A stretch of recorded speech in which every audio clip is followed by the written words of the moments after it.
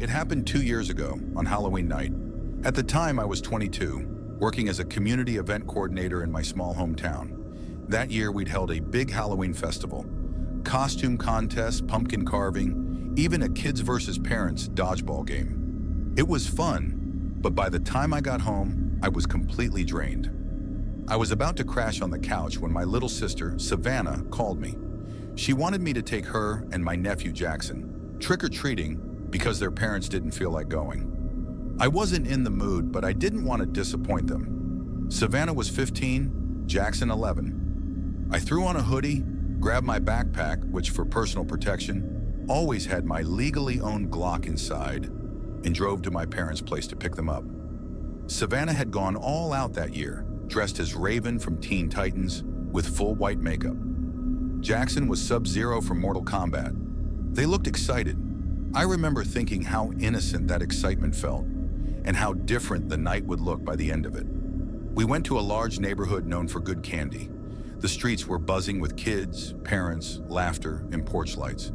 It was the kind of scene that makes you forget, just for a bit, how dangerous the world can be. We were out for maybe an hour when things quieted down. The air got colder and the crowds thinned. As we headed back toward my car, I noticed someone standing across the street. All black clothing, hood up, no porch light on behind them. At first I thought it was just another parent or someone in costume. But as I looked longer, I realized this person wasn't moving. They were just standing there, facing us. I told Savannah quietly, "Stay close to me. Don't stare, but look across the street." She did, and immediately gripped my arm. Jackson laughed it off, thinking it was someone trying to spook trick-or-treaters, but I knew better. We kept walking. Every few steps, I glanced over my shoulder. The figure hadn't moved, but I could still feel their eyes on us. When we turned down the next block, that's when I heard it. Heavy, deliberate footsteps behind us. I turned. The same figure was following, maybe 30 feet away. Under the dim streetlight, I could see more details. Tactical boots, a dark vest, a hooded mask covering the face completely. My instincts kicked in. I whispered, "Keep walking. Don't run. Don't look back." Savannah understood. Jackson didn't. He kept asking why I looked so serious. When we reached my car, I turned again. The figure was still coming. I opened the door, told the kids to get in, but before I could start the engine, the person stopped in the middle of the street. Something about their stance set me off. Calm, confident, like they weren't afraid of being caught. I got out and pulled my gun from my bag.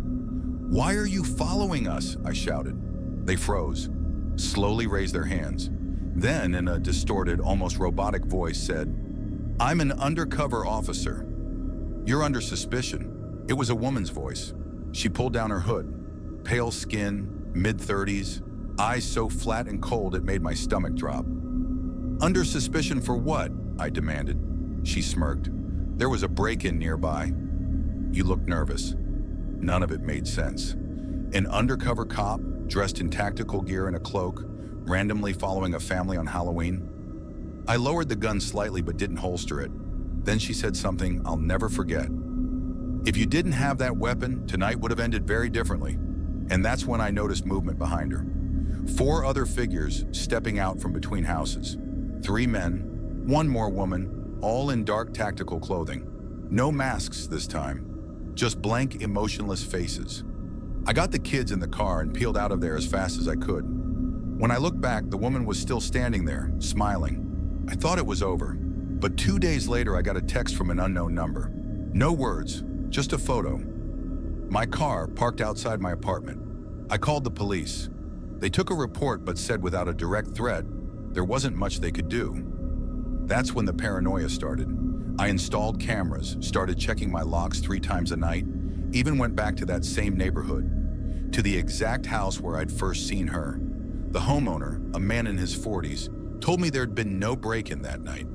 Whoever they weren't cops, and they knew where I lived. For weeks, I barely slept. A year later, last Halloween, I tried to move on. I even went out to a small family resort with friends for the weekend. It was supposed to be peaceful. Bonfires, a haunted hayride, candy stands for kids.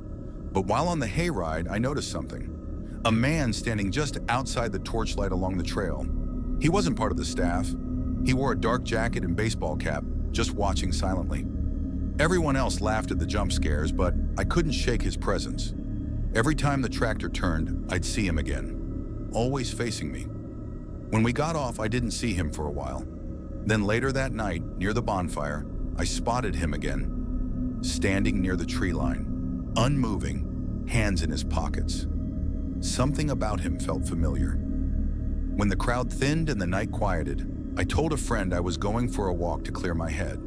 We wandered near the woods, flashlights in hand. That's when we heard it, footsteps crunching behind us. Then a man's voice. "Hey there, you like candy?"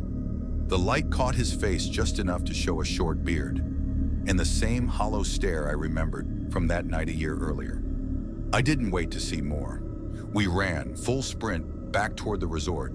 By the time we reached the bonfire, he was gone. The staff called police, but they never found anyone matching the description. This Halloween, I'm staying home. No parties, no crowds, no trick-or-treaters. Because 2 nights ago, when I got home from work, there was a knock at my back door. I live alone now, in a quiet neighborhood. It was already past 10 p.m. When I looked through the window, no one was there.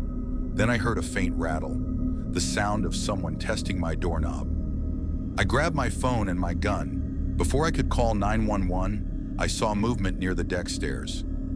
A man crouched down, wearing a cracked mask pushed up on his head. My stomach twisted. It was him. He stood up slowly, crowbar in hand. I called the police and backed into the hallway. The dispatcher told me to stay quiet. I heard the screen pop off my basement window, then glass shatter. That's when the sirens came. He ran, but the cops caught him a block away. They found a backpack with duct tape, zip ties, and a small handgun. When they showed me his mugshot, I froze. It wasn't just the man from my yard. It was the same face I'd seen at the resort, and I still don't know how he found me again. That was 2 Halloweens ago. Since then, I moved across the country, changed my number, even switched jobs. But every year, as October 31st rolls around, I still get the same uneasy feeling. Like someone's out there, waiting, watching, wearing a mask, blending into the crowd. And I think about what that woman said to me the first night all this started. If you didn't have that gun, tonight would have ended very differently. Sometimes I wonder if she was right, and sometimes I wonder if she's still out there.